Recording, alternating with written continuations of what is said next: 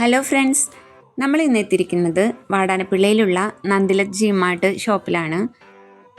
നമ്മൾ ഫ്രിഡ്ജ് മേടിക്കാനാണ് ഇവിടെ വന്നിരിക്കുന്നത്. നമ്മുടെ ഫ്രിഡ്ജ് കേടായിരിക്കുകയാണ്.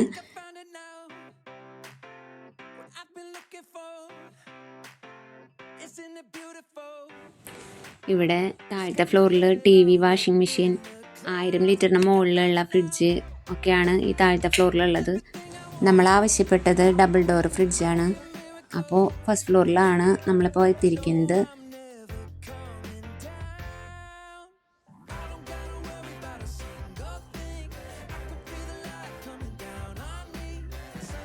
അപ്പോൾ നമ്മൾ ഓരോ മോഡലും നമുക്ക് ആൾ കാണിച്ചു തന്നു.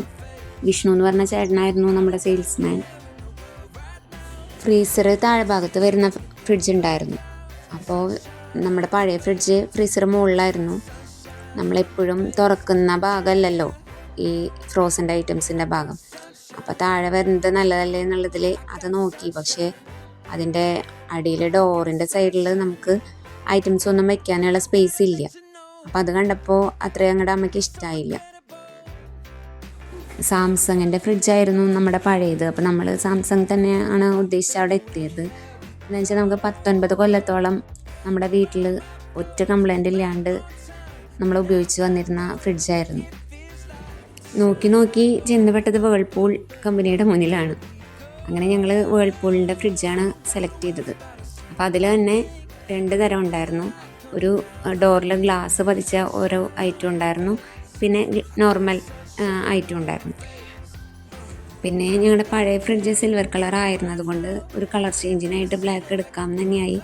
പിന്നെ ഗ്ലാസ് പതിച്ചിട്ടുള്ളത് കൊണ്ട് തന്നെ നല്ല ഷൈനിങ്ങും ഉണ്ടായിരുന്നു. കാണാൻ ഭംഗി ബ്ലാക്ക് ഫ്രിഡ്ജ് തന്നെയായിരുന്നു. പവർ സേവിങ് 265 യൂണിറ്റാണ് പെർ ഇയറിൽ കൊടുത്തിരിക്കുന്നത്. അതുപോലെ 235 ലിറ്ററിൻ്റെ ഫ്രിഡ്ജാണിത്. പിന്നെ സ്റ്റെബിലൈസർ ഫ്രീ ആണ്, 10 ഇയേഴ്സ് വാറണ്ടി. അങ്ങനെ ഈ ഫ്രിഡ്ജ് ഫിക്സ് ചെയ്തു.